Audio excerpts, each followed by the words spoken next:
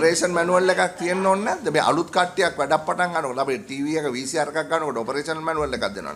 ඒකනේ සෙක්‍රටරි කිව්වේ ඕන කමින් කරාද වැරදිලා කරාද කියලා දන්නේ නැහැ කියලා. මීට කලින් මෙහෙම සිද්ධියක් වෙලා නැහැනේ. ඔව් මීට කලින් එහෙම. දැන් මේකේ අතට වෙනස් වුණානේ දැන්. ඒ වෙනස් කරේ කවුද? කාගේ ඉන්ස්ට්‍රක්ෂන් යටතේද? වෙනස් වුණානේ. කවුද අප්‍රූව් කරේ චේන්ජ් එක? ඒ අලුත් SSI එක හදන එක කවුද අප්‍රූව් කරේ? වොයිස් එකේ එනවා කියන්නේ කවුරු හරි EN ගේට් 7 තියෙනවනේ. EN ගේට් 7 එක කොහොමද සෙන්ට්‍රල් බැංකේ NMR එකට ආවේ? PDM ඔෆිෂර්ස් එන්න කරේ.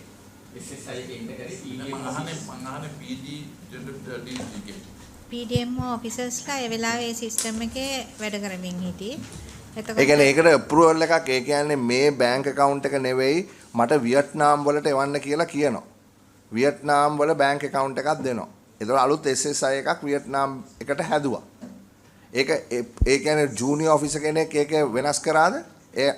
ඒක ඔතොරිටි එක ජූනියර් ඔෆිසර් කෙනෙක්ට තියනවාද? නෑ ඒකනේ ඔයගොල්ලෝ ඔයගේ ස්ටේට්මන්ට් එකකින් කියන්නේ මේක ඕවර්රයිඩ් කරන්න කිව්වයි කියලා. කවුද ඕවර්රයිඩ් කරන්න කිව්වේ?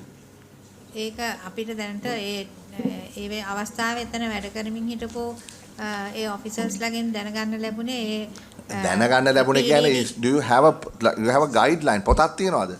දැනට අපි ගයිඩ්ලයින් එක ඔපරේෂනල් මැනුවල් එක හදාගෙන යමින් ඉන්නේ IMF. ඔපරේෂන් මැනුවල් එකක් නැහැ.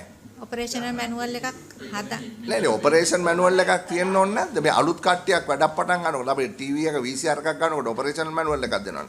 කාර් එකක් ගන්නකොට ඔපරේෂන් මැනුවල් එකක්ද? මෙහෙමයි මේක ක්‍රියාත්මක වෙන්න කියලා.